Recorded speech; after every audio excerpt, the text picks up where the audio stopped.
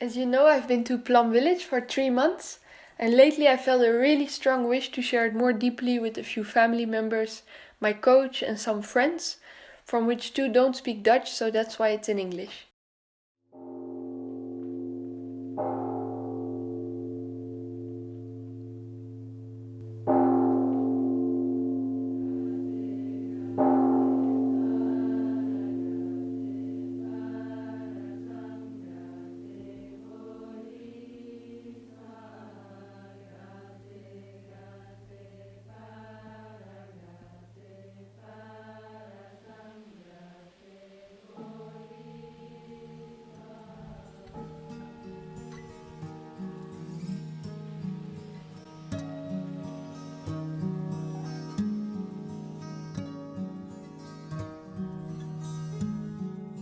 Being mindful is being fully present.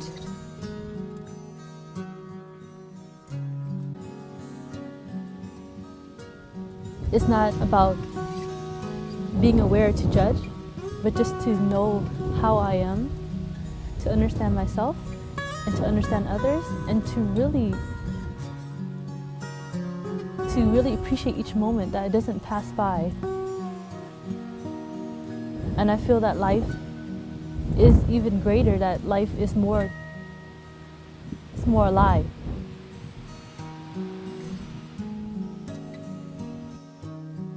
It's a really fertile environment to cultivate new habits, new habit energy, new habit of speaking to ourselves, habit of listening to ourselves, habit of being with our breath, being with our best friend.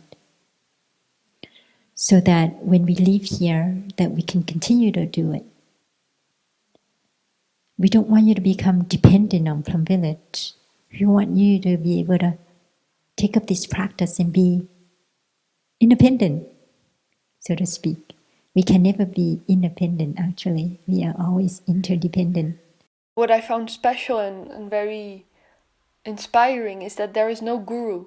Everybody could be a teacher there. It feels like age didn't exist anymore. There's just the practice. If you would call something a guru, then it's the practice itself. So it's everybody. And something I read really touched me about all these figures like Jesus, Buddha, Martin Luther King, Einstein, and so on, that they didn't want to be admired or look up to or put somewhere higher up than the rest. That's what society has done. They really wanted to just be an example of what everybody else could do and find in themselves. And that's what I felt in Plum Village. That's what I really felt, that the stability comes from within myself, and that safety can only come from within. And in the past, I've always wanted to do a lot of things, like I want to do this workshop, and I want to meet that person, I want to go to this event. But I still feel that, but just more out of a curiosity and joy to learn something new. But in the past, it was more with the belief that they would fix me and that I need them. And so I'm so grateful to have really felt in Plum Village how everything that I need to heal myself is already inside myself. And so our attention goes in here. Don't let our attention go in that direction. We have been searching for happiness and peace in that direction. Now it's time to direct that energy inside. We need to keep in mind that everything that we're looking for, what is it that you're looking for? Whatever it is that you're looking for, it's already in here. So we need to come back and tap into these potentials in ourselves. In the beginning, I felt quite shy, especially around the monastics, around the sisters and the brothers. But then I really felt how humble they are and how joyful and playful and just very human. And they're not perfect, but they're just human. And what is so special is that you really share a lot of moments together. You eat together, you do daily activities together.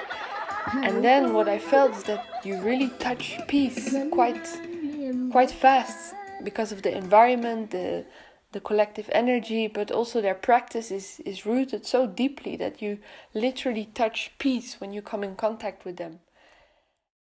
Before Plum Village, what made me suffer was my own thoughts.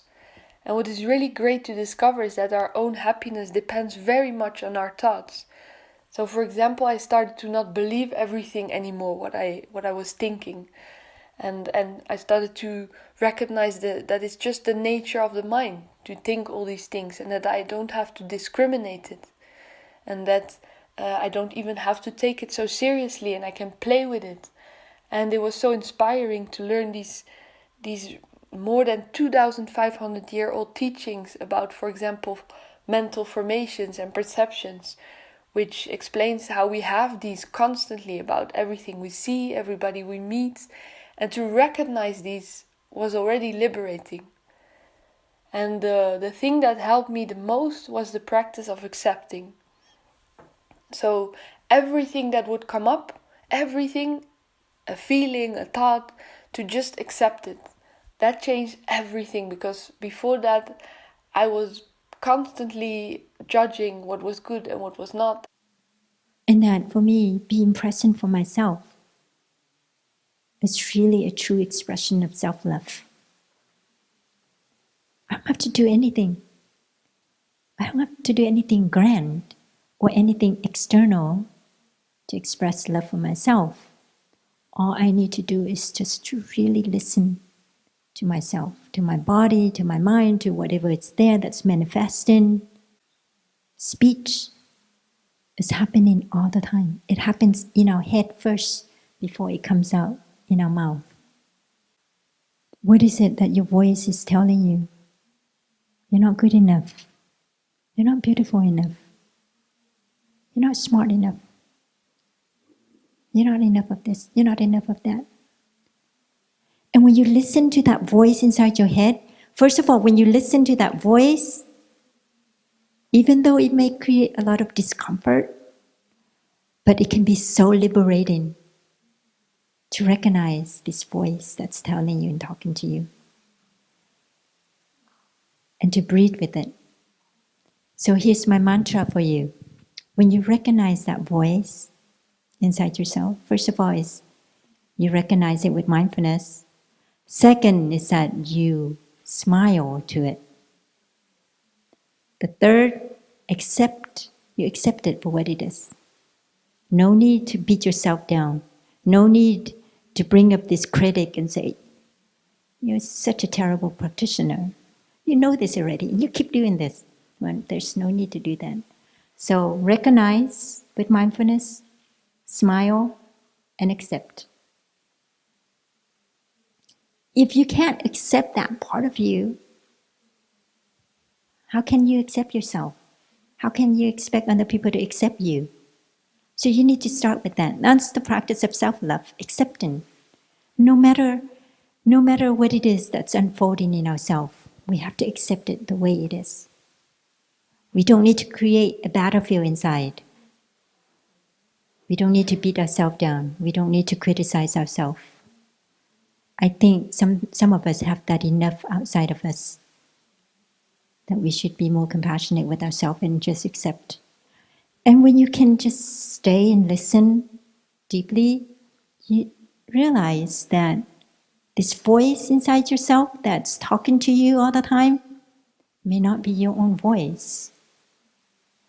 It may be the voice of your parents, the voice of the significant other in your childhood that has such strong impact on your life. That may be the voice that's talking to you, and you have to call him or her by her true name.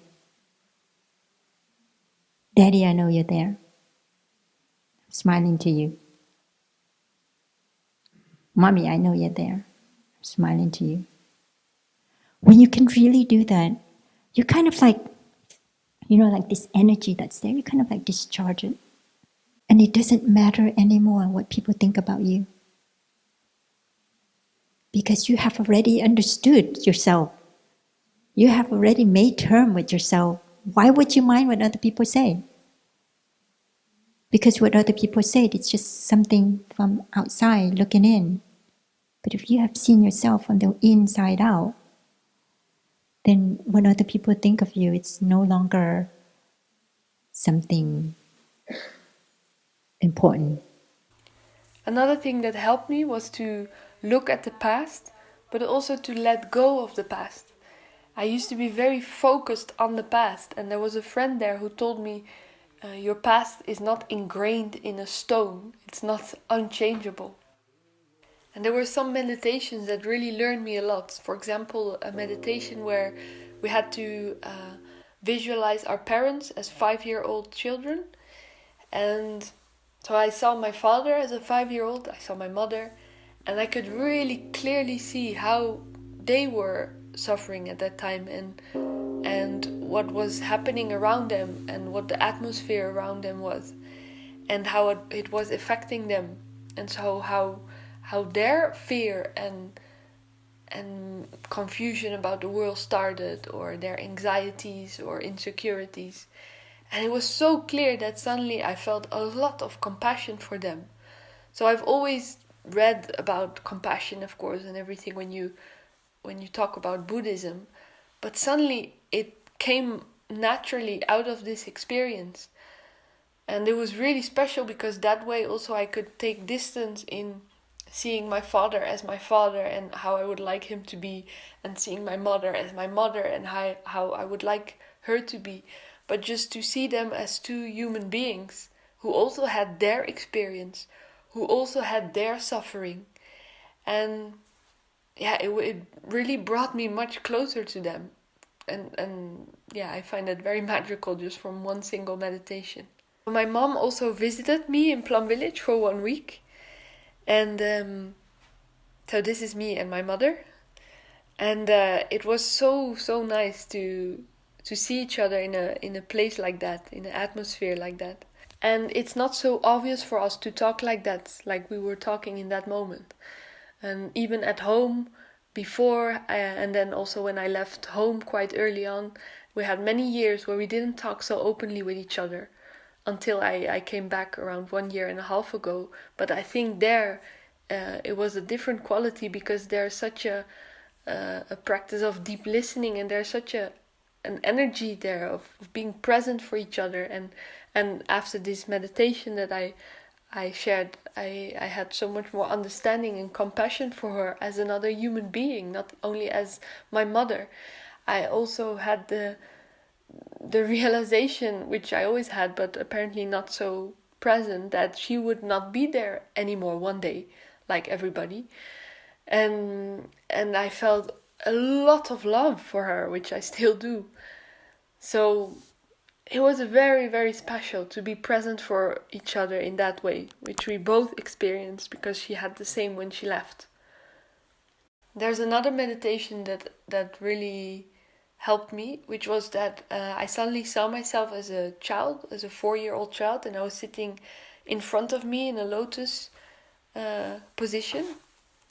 And I saw how at that time I was completely perfect and fearless and strong, and no fears, no negative projections on whatsoever.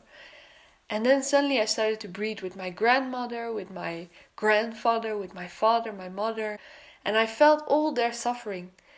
And so it was just like a puzzle that came together. It felt really clear, like all the suffering that I've experienced was not only my suffering, but also from my grandmother and my great-grandmother.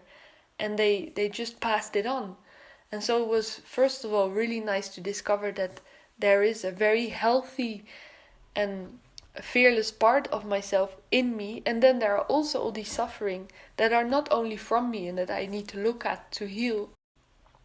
And then something else also that I recognize there is that there are two. Well, there's one voice, and this voice in myself always knows.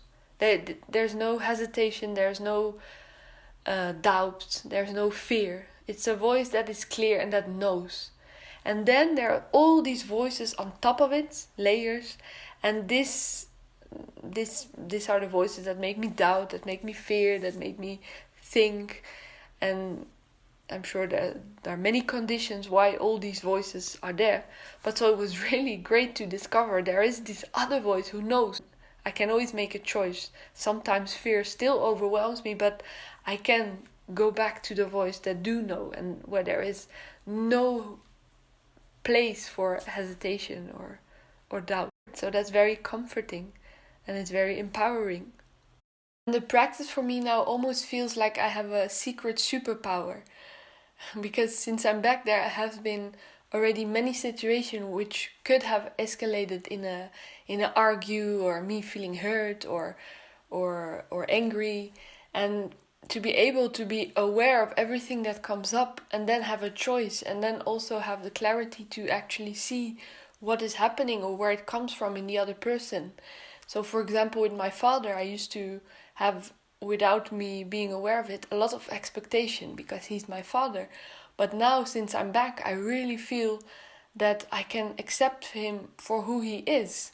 And it's a much more easy way to be together then, because I don't project anymore my expectations on him. And when he says something, I can also see that it comes from a place of his suffering and that he doesn't mean anything personal with it. And so I had moments already where he would say something and I could feel something come up, like in the past, like an irritation or anger, and then I didn't say anything, and it was magical. Like after a few seconds, it would just go down again, and I would just breathe with it, and then it even felt ridiculous to have said something because it had nothing to do with me, and he didn't mean it like that, and I know how he is, and also to recognize how they call it habit energies that they pass me on, my mother and my father, but to not be afraid of it and to know that because I recognize them, I have a choice and I can change them.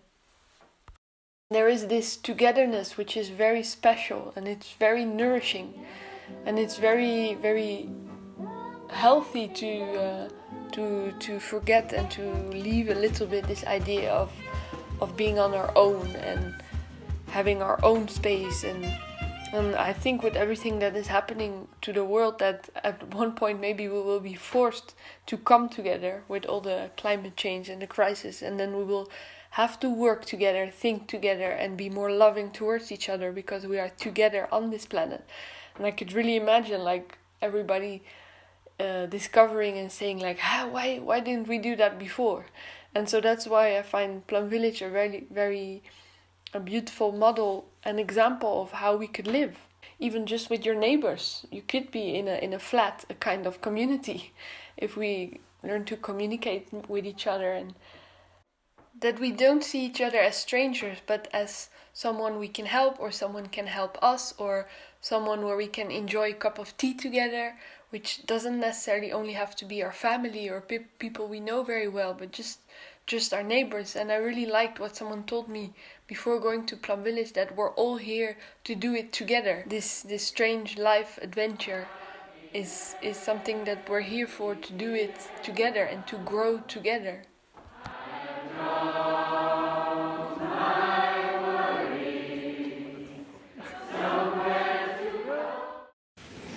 In the past, during the time of war, and even after that, Thai has referred to our Sangha, Fourfold Sangha, as a community of resistance. I somehow really love that. I'm very rebellious. I grew up in a very rebellious culture with a lot of friends who like to rebel. And it's a movement of resistance. It's not a movement to escape society, a movement to find a new way of being on the earth, being in society, being with humanity, being with humankind. He believed that if we can renew Buddhism and bring out the practices in the Buddhist tradition and make it non-Buddhist, that it actually could help society, help our planet. So during the Vietnam War, this was what motivated him. He started writing many articles about renewing Buddhism and how Buddhism is not just in the temple, that it needs to be out there and to be active, to be engaged. I think Thai said if Buddhism is not engaged, if it is not actively participating with life, with society, then it's not Buddhism. The Buddhism to retreat, to run away, to be in a monastery, to hide in a temple, while outside there are bombs, there are hungry people, there are things happening to our environment, to our ecosystem, for us to engage that. But how do you do that? So I found a path of engagement with meditation, with contemplation. So this is the root of our tradition. Plum Village is engage or applied kind of practice. So everything we do needs to be incorporated with your daily life. So this is, if you're aware of this, then you come to Plum Village with that awareness. What can I do here that I can bring home? And that's why we have the practice of washing dishes. You know, have you ever thought about why don't you just get a washing machine? You know, why do we go? I mean, this is a little bit, what do you call it? Archaic? No. Is outdated, yeah? Washing dishes, yeah, buckets. Like, oh, you have to wait in line. Oh, you know? Why don't you just get one of those, you go to the buffet, you know, you give it to them, they have this huge machine in the back. So why do we make you suffer like that? You know? And this is very important. I remember thinking all of this when I first came here. I was like, geez, we could do this a little bit more efficiently. Yeah, anybody have that thought? Come on. I was trained as an architect, you know. I was looking for efficiency. And so that was my suffering. It's like, okay, come on, another line, please. And then when you wash it, so this has everything to do with your daily life. When you wash your dishes, you're 100% training yourself to enjoy washing the dishes. And it is not a waste of time. You know, this habit, I gotta go get my tea. Oh, I have to go meet that person. It's very strong in our culture. So washing the dishes is very intentional, whether you know it or not. We haven't moved it. We have not removed it from our activity since its very beginning. So this is not about efficiency, but it is about using and re-habituating ourselves, our mind, and the way we look at our daily life. Why do we have working meditation? Shouldn't it just spend more time in the cushion and look at deeper issues? Why do we have people do working meditation? So the daily engagement, the daily activity. So hopefully you begin to learn here. Working meditation is also can be as deep as folding your legs and following your breath and closing your eyes. So this is Thay's vision of engage, ordinary, daily meditation.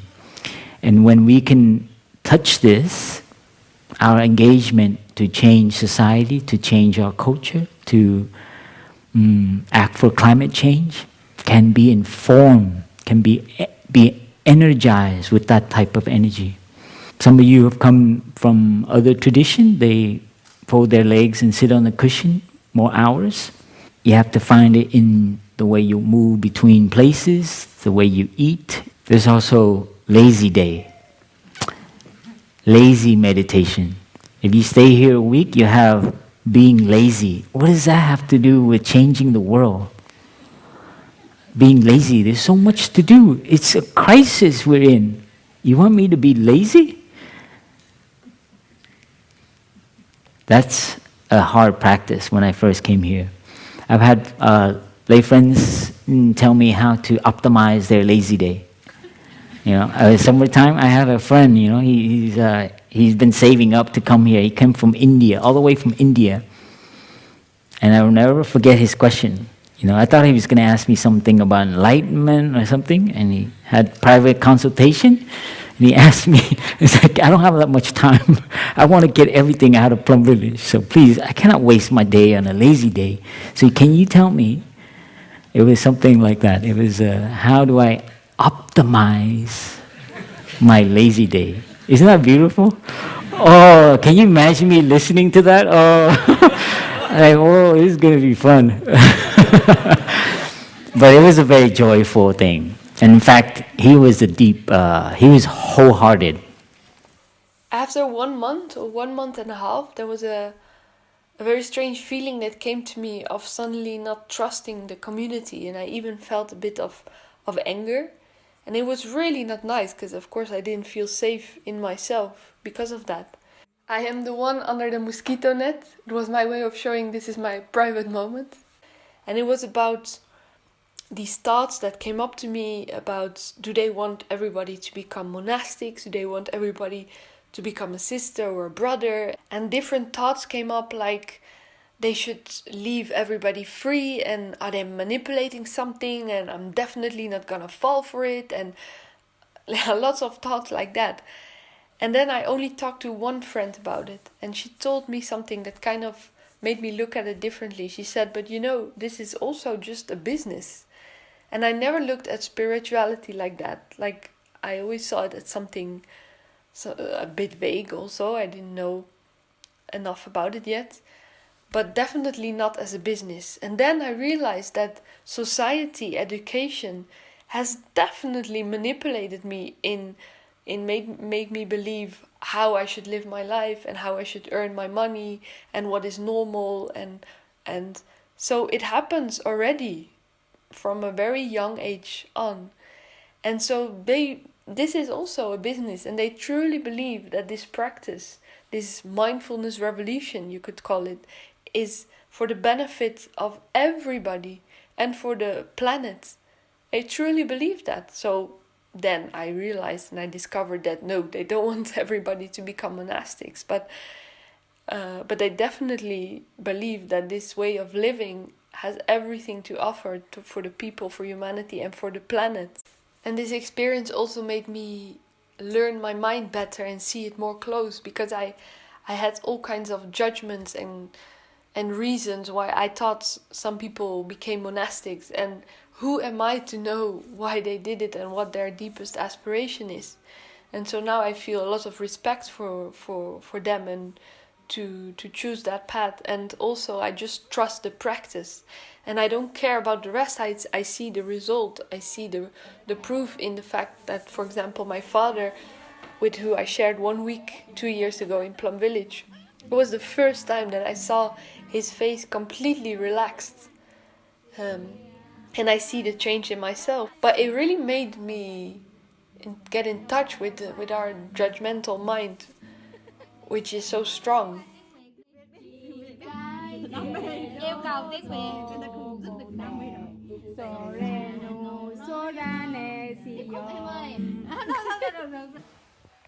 It's the practice of surrendering needs, desire I may have, surrendering ideas and notions I have of myself and of other people, surrendering my perceptions,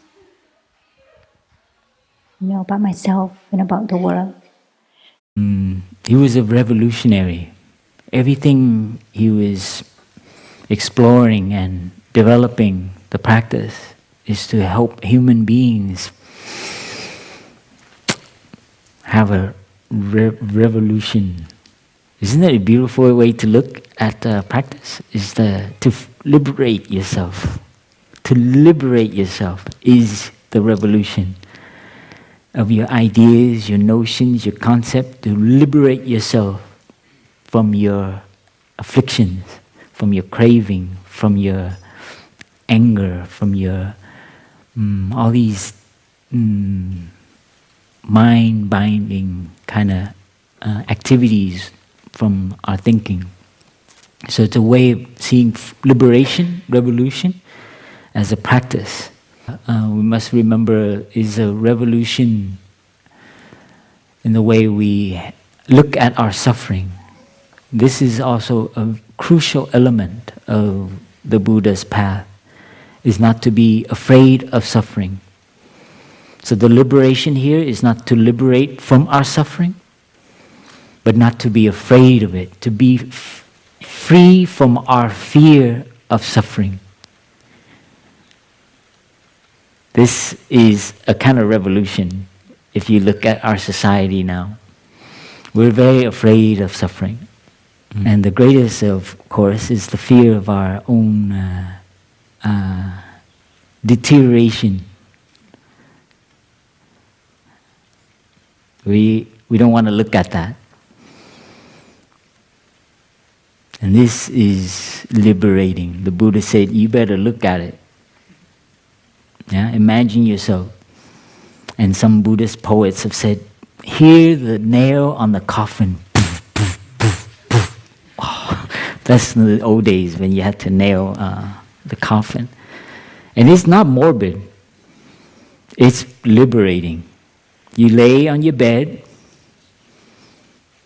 and you hear the coffin being nailed. It's amazing, huh?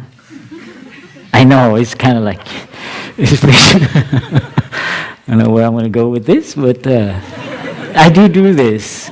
And it's quite, it's rehearsal, how you call it. And what does that do to you? It makes you live. You see, when you contemplate sickness, old age, death, it helps you cherish. It helps you cherish that you, in this present moment, are still alive. You are healthy enough. You still have some sickness, some pain. You still can't sit full lotus. But wow. So these contemplations help us. So the liberation here is to liberate ourselves from our fear of suffering.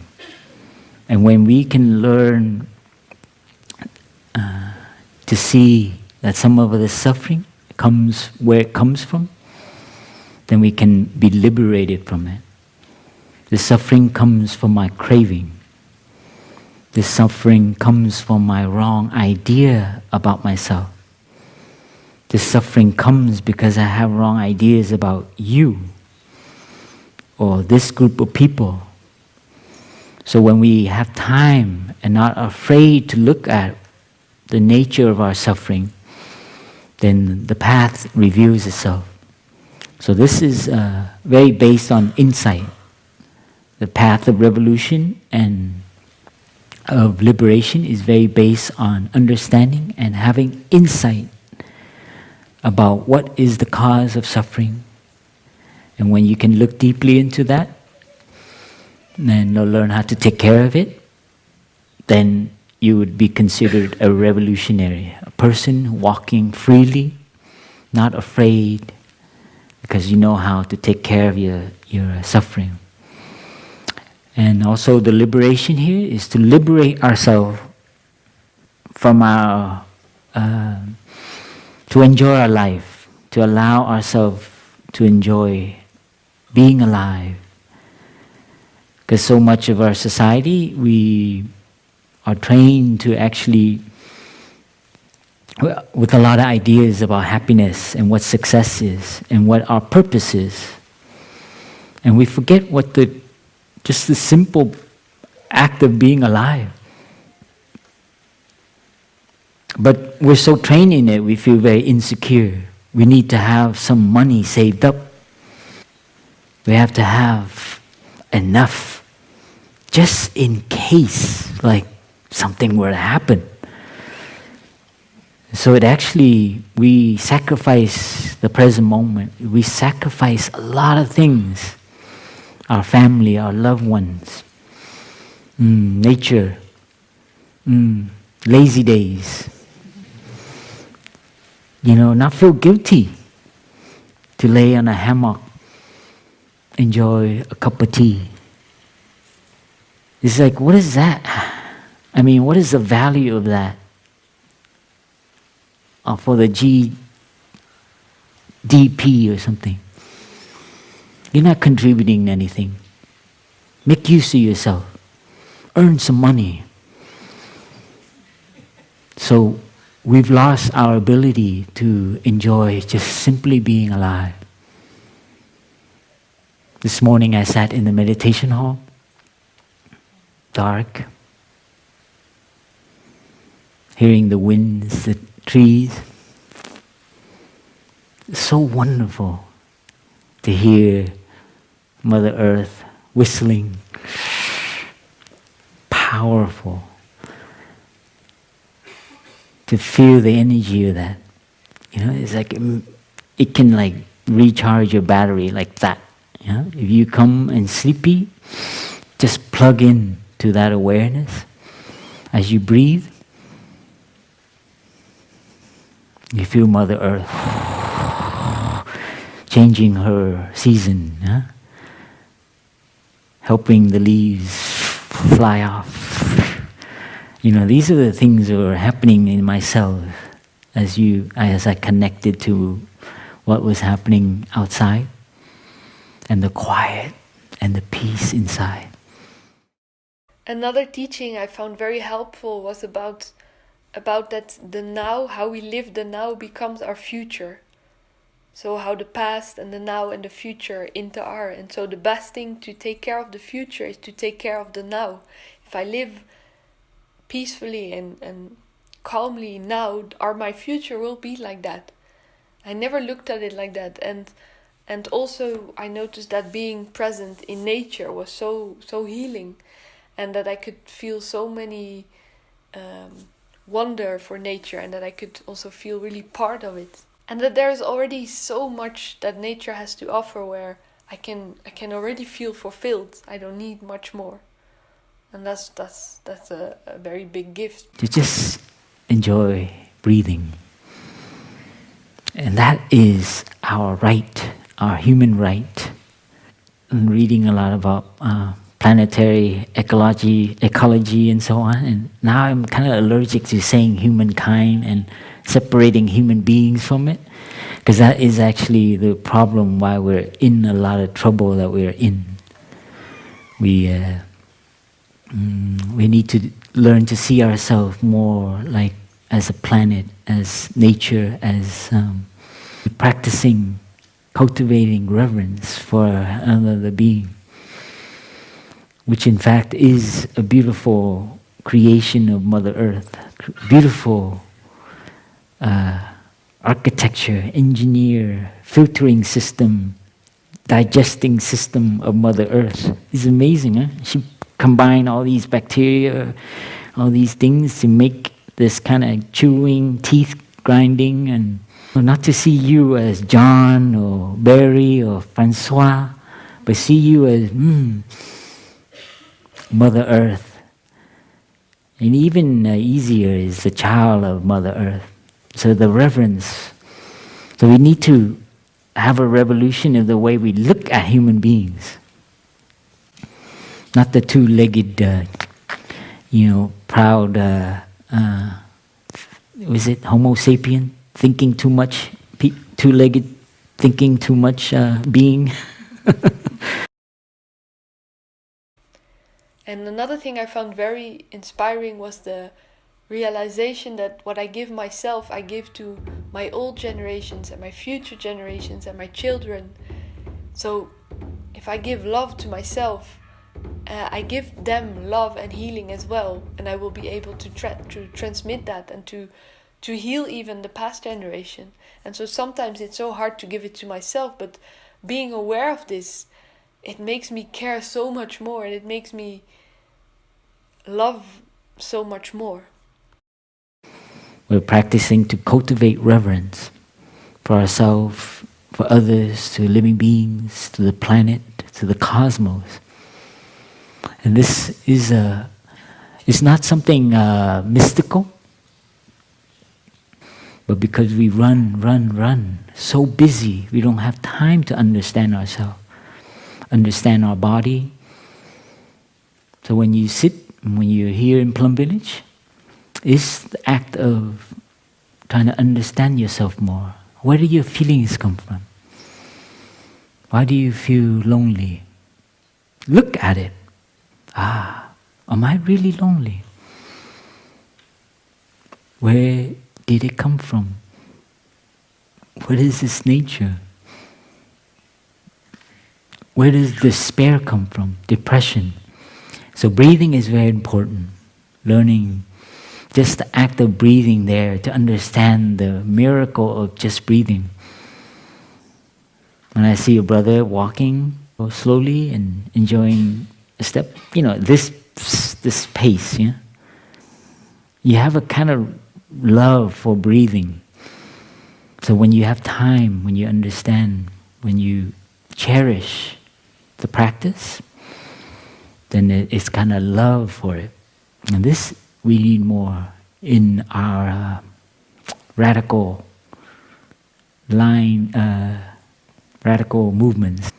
Can you imagine the next XR movement? It's just a group of people walking like a snail, and the cars are honking. 1,000 people across London. In New York, can you imagine? We did this in San Francisco at the in the middle of a tech conference. 10, 20 something. Anyway, a lot of successful people. I like to do this a lot. And we walk across really slowly, and everyone, and some of them stop and say, "What are you guys doing?" And I say, "Well, we're enjoying our walk." They're like, "What does that do? Why are you doing that?" "Oh, we're just learning to slow down." And then he say, "Oh, I need some of that. Can I have some of that?" I think he thought it was like a pill, I was like, "Can I have some of that?" As if something I can give him, I remember, like, "Can I have some of that?" It's very instant. Can I get some of that?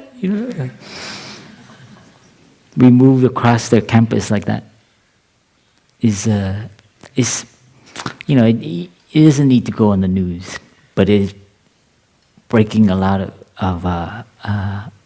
it brought a lot of attention to the pace. It was very hard. It was difficult. It's quite distracting, the noise and everything. But it accentuated the need for us to slow down. There was a Skype meeting with Hong Kong, and it was to bring them support with everything that is happening in Hong Kong. And the way the brothers they leaded this Skype meeting was such an eye-opener for me, because I thought we were going to talk about all the problems and the conflicts, and for 1 hour and a half we didn't talk about any of that. What he talked about was about bringing our attention to other things except the conflict and the problem. It was about learning that we're not only this human soap series drama, but that we're also part of the planet, of nature. We're not only human planet, we're part of the whole planet. And so to go in nature and to not look at the media all the time, but to look for the headline in nature, to go out and discover the good news of the day in nature. And he thought about another practice, which is the practice of impermanence, how things change constantly. So how about in 100, 200, 300 years, the conflict, how it will have changed or stopped, or it was just a totally different way to look at problems, because it's so easy to focus on the problem while there are so many other things. There's the problem, and then there's that and this. But I notice that as I do more research and read more what is happening, there is a strong tendency to have the future, as you read more and find out more what is happening, to actually become a burden, to become a source of fear, of anxiety. And this is a very, very important moment for us to actually, this is the good quality of being human, right? We are able to have foresight about our own future. is that we can change it, and we are changing right now by the way we choose things, by the way we eat, by the way we touch with nature. So we know information of what is happening, but that shouldn't become a burden from actually us also being alive, enjoying our life, and not creating more toxin in our mind, in our speech, and so on. Or else we will become a very toxic contributor. Thinking too much wastes energy. If you think about energy conservation, plan, do, act, engage, but when it's time to take a break, really take a break. Don't 24 hours. So there is suffering in us still, but we can also enjoy life. So these two things need to be cultivated in the present moment. So not to be a burden and not to be caught by our notions and our overthinking. It is actually this very kind of calculative and thinking and adjusting and trying to fix everything, this anxiety, this fear, actually is the same kind of energy that has produced a lot of, produced the mess. You know, why do people hoard millions of dollars? Because they're afraid of the future. And greedy as well. But I heard that part of the movement in XR is also mourning. There's a phase where all the activists need to find some moment and to mourn and to be with the suffering, the fear, the pain, the anxiety that all the information is telling you. You need to sit there and take care of it. Take care of that suffering, take care of that fear, and then when you move and act, don't be sour. Be kind of like, hey, much more, I love you. You know why I'm doing this? It's for your children. When we can come back here and be in the present moment and not be running after the future, we can find a lot of healing. So you begin to also reorient your attention. So it's not constantly paying attention to all the toxic negativity or however true you think it may be. But take a break. Nourish yourself with good attention, appropriate attention, wholesome attention, because you need energy. You need joy and happiness and peace so you can do your work, engagement.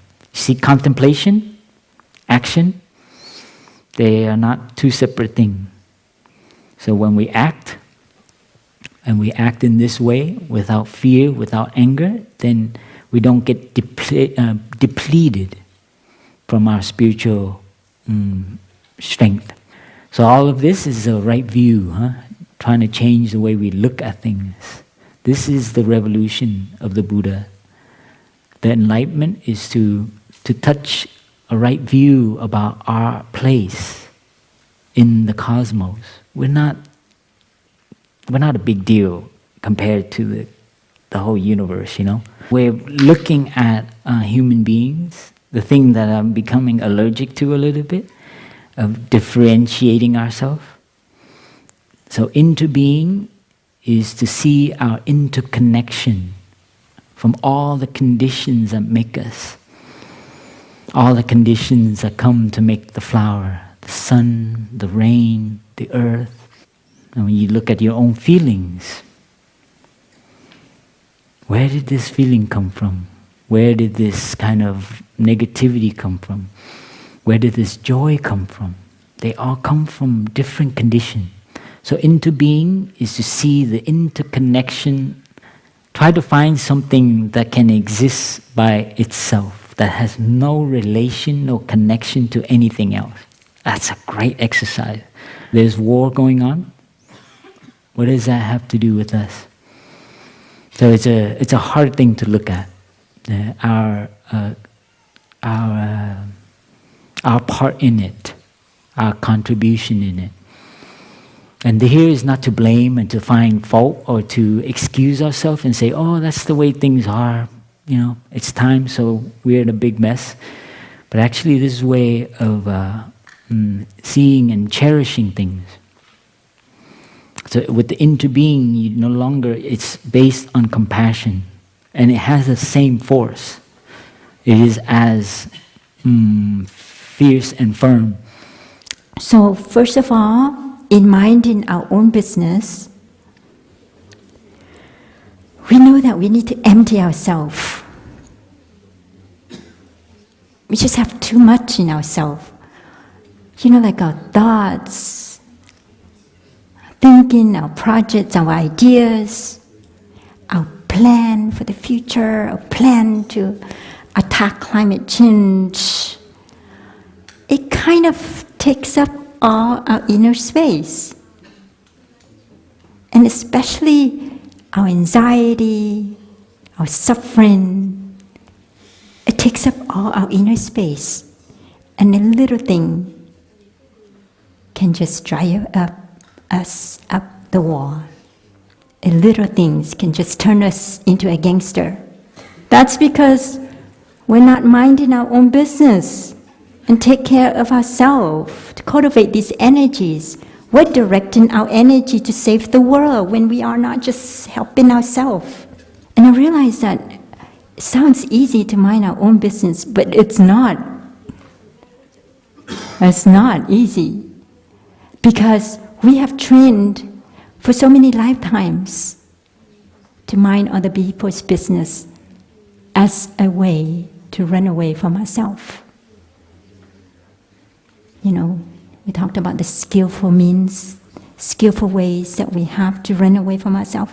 When that's a skillful way, we think we're doing, you know, this is a good cause. They're just maybe tricky ways that our mind works to run from facing what's really there, you know, the discomfort in us, in myself, in ourselves. You know, why did you mess up the environment? Why are you still producing all that oil so I can drive? Oh, sorry.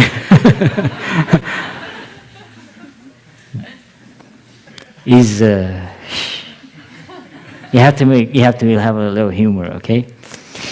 You need more humor in the movement, or else it's going to be To change our way of looking at things is very hard. When you care for someone, our tendency is to give them a gift. You know, holiday season is coming.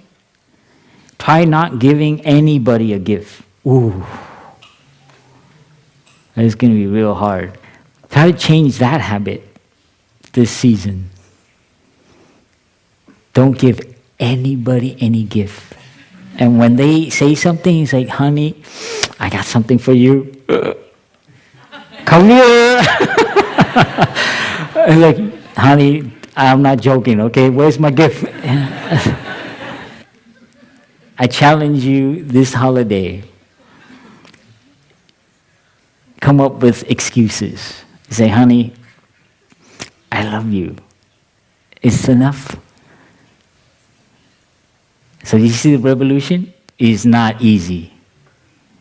Or like the trash, okay, how can we reduce that? It's so hard, we're so dependent. We drove here. I came here in a car all by myself. I tried to pick up someone because I felt so guilty. But I had to come for give a Dhamma talk, you know. And I was like, come on, somebody, I don't want to be looking like one in a car. So embarrassing. But you see you have to have humor. I mean, we're going to kill ourselves if we don't have humor. But we need to do something.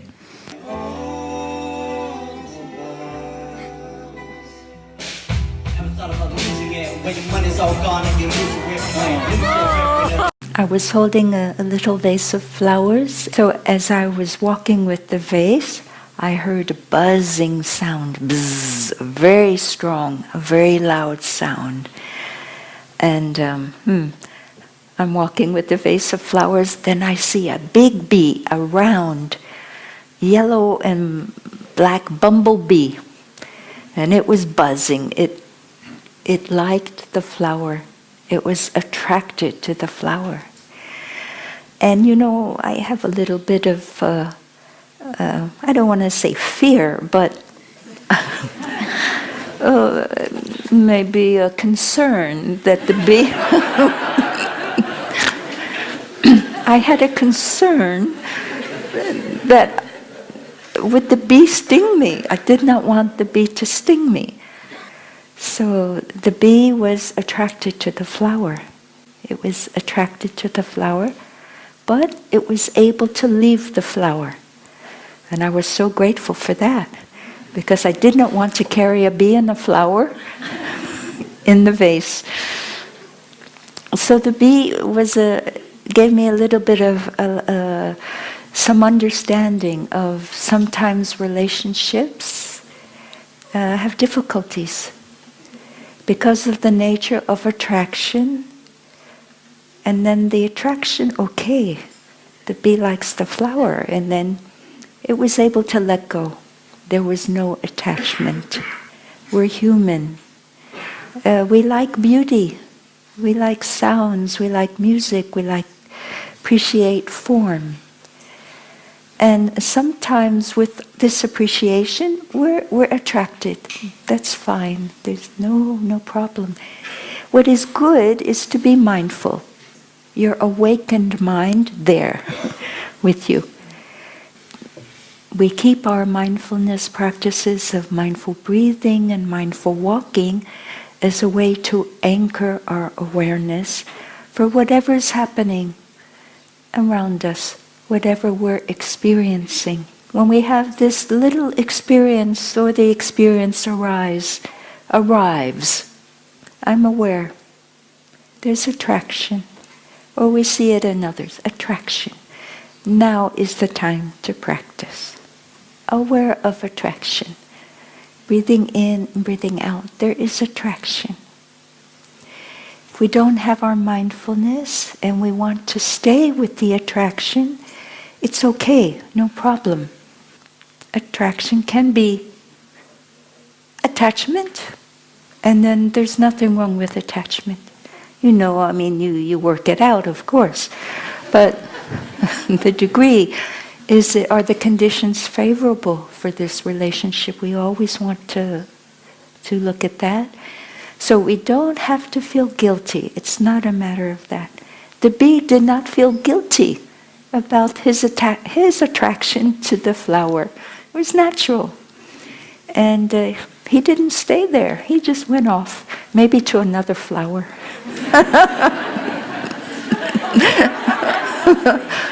So the bees have freedom, don't they? They go to many flowers. So we're humans, yes? Okay. So we look at our relationships and whether we will cause suffering. So what we see in nature is something that we do not say there's absolute birth and absolute death, and after that, nothing. What we see is there is a cyclic, there is a continuation. We continue in the lives of our friends. We continue in the lives of our children. Cloud never dies, we know that. A cloud becomes rain, or a cloud can transform into snow or hail. Antoine Lavoisier, the French chemist, said, nothing is born in nothing. Nothing can be created and nothing can be destroyed. Everything is in the process of transformation. And the first law of thermodynamics says, matter cannot be created, matter cannot be destroyed. They just transform one into another. Matter transforms into energy, energy transforms into matter. And a big lesson there I learned that I'm very grateful for was thanks to a fellow practitioner who was there as well for 3 months. And that's the great thing of living together with people. You get a lot of mirrors to look at, to see yourself. And something she said to me and the way she said it, which had nothing to do with her, but it touched a very deep wound in myself from the past. And it goes back to me being a child, especially in the school system, which I believe is not for everybody because everybody is different. And so school was definitely not for me. I've always felt corrected. I always felt like they were holding me in or refraining me, or that I was not being allowed to be myself, not behaving the way that was asked of me. And then she said something about that I could maybe change something in the way I speak, because we are meant to be understood, and that the world that the goal is that we are always understood. That was the way she sees life, I guess, or maybe what she has learned from her parents or her education. But then I'm so grateful for this, because that's when I realized that it's just impossible for people to always understand you and for everybody to understand you, and it's not even important. Because if we're busy with that, we're not true to ourselves inside. We can never develop and discover what we have inside ourselves if we're only busy trying to make other people understand ourselves. I think what we can do is to try to understand ourselves better, and that way we will also understand other people better. And that we all see life from our own perspective, so it's impossible to be understood by everybody. And actually it goes together with another theme that I really appreciated learning more about it, which was ego, and they call it in the practice manas. And I used to see ego as something very evil or something very negative and something to push away. And I don't see it that way anymore. I see it as a part that is very, very much afraid. It's this part that believes that I have to protect myself and defend myself, but the self that I think I am, which I'm not. But also the part that doesn't see the value of suffering, so always wants to escape in distraction and in other things so that I don't have to feel it. But actually there I could feel and experience that suffering is very welcome, because you can learn and gain so many valuable things from it. So this ego thing, now I can recognize it, and that's really helpful. I'm not pushing it away anymore, and I'm not even judging it. I see it as this very fearful part in myself. So when it comes up, I can actually be more kind to it and say, "Oh, you're there. Don't worry. It's okay. You're safe. You don't have to be afraid." It was really helpful to get to know this part of myself well, because without it, I think that it can control us so much. For example, I noticed it coming up at the end of the 3 months rain retreat. From the 3 hamlets, from the 3 places where people are sleeping, there was from each one person who was gonna thank the community and the monastics and give a gift. And it just happened to be so because I helped organizing that I was asked to do it for one of the hamlets. And so the first thing that came up was, "Oh, no, I'm definitely not gonna do it." And then someone else, I will ask someone else. And then I realized, but wait a minute, this is the ego. It's the idea that if I do it, I have to deliver something great, or I have to be like this or that. That's just all ideas. And so then I just realized I can simply say and offer what is on my heart and how I feel right now and how thankful I am. And that's enough. That's completely enough.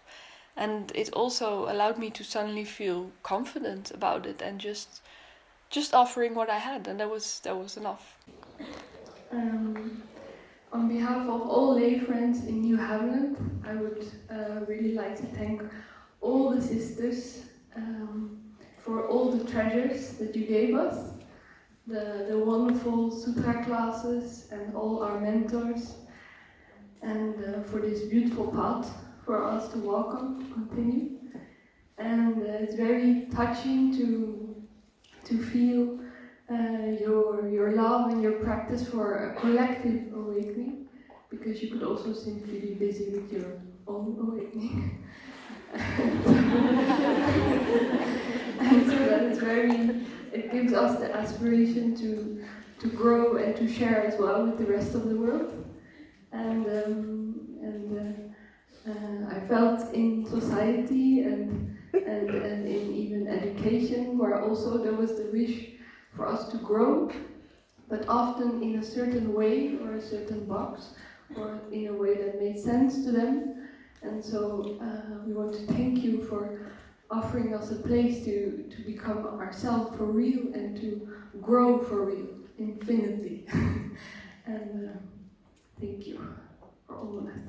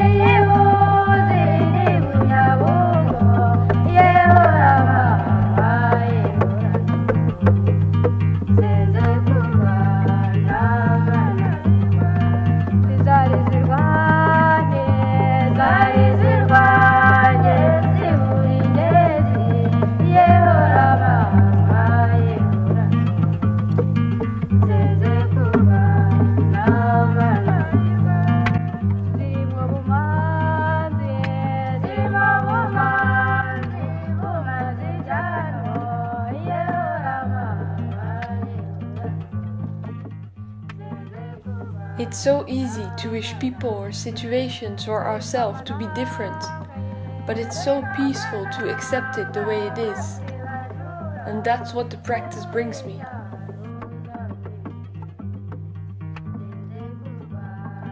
Something inspiring that I heard the sister say was about that this time that we live in is also a chance. With everything that happens, with so much urgency, it forces us to look at things and to change and to develop and to have an evolution.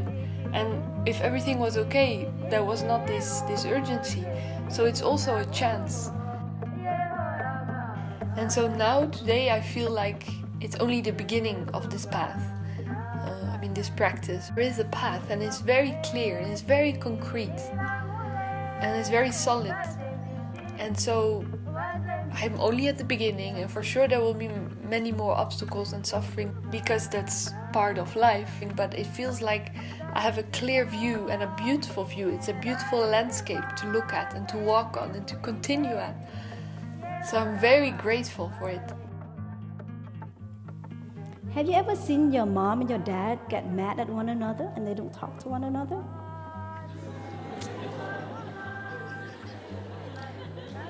Nếu muốn biết tình hình trong gia đình của mình như thế nào thì cứ hỏi các con. If we want to know what is happening in the family, just ask the children. There you go. Can you tell me who your mom is? Is she here? Oh, she's not here. You are so smart. Okay, so here it is. How does it make you feel when your parents don't talk to one another? Buddha. I think that he's the Zen master of the retreat. Flowers for Nathan, please. You see this here? The Buddha is in here. Genie in the bottle. But today, instead of genie in the bottle, we're going to say Buddha in the bottle. But this is really a teapot though, right? You don't have to be afraid, my friend. All you have to do is, every time you want a miracle to happen, you just put your hands on your tummy. Can we do like that? And we close our eyes.